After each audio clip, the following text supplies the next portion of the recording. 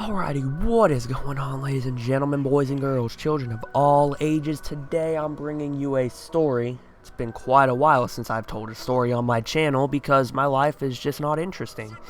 And, I was just kind of like thinking back on my DC trip, and I was like, why didn't I talk about this?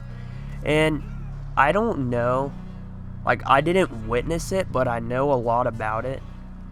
A lot of people have told me stuff about it, so I think I have enough information to make it a story. So yeah, I'm just gonna get straight into this, and hope you enjoy. Every year at my school, the 8th graders go to Washington DC.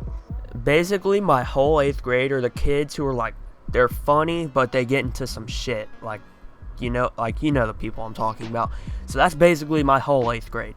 And I'm not one of those kids, I try not to get in trouble or anything like that. The ride there, the ride to DC, it was from 5 a.m. to 9 p.m. So that's more than, 14 hours. That is so long of a drive.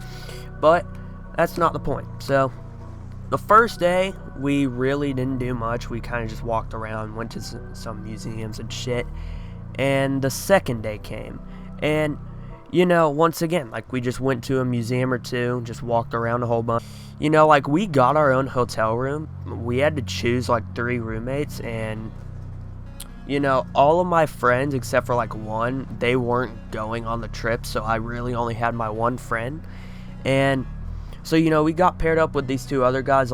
We weren't good friends with them, but we knew who each other were, so we weren't it wasn't awkward or anything. And usually before I go to bed, I stay up for an hour just on Snapchat, Instagram, Twitter, all that kind of stuff.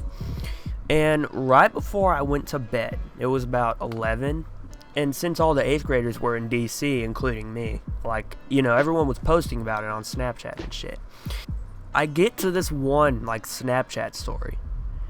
All I see is a fucking TV with a huge ass hole in it. I don't know, they threw something at it or some shit like that.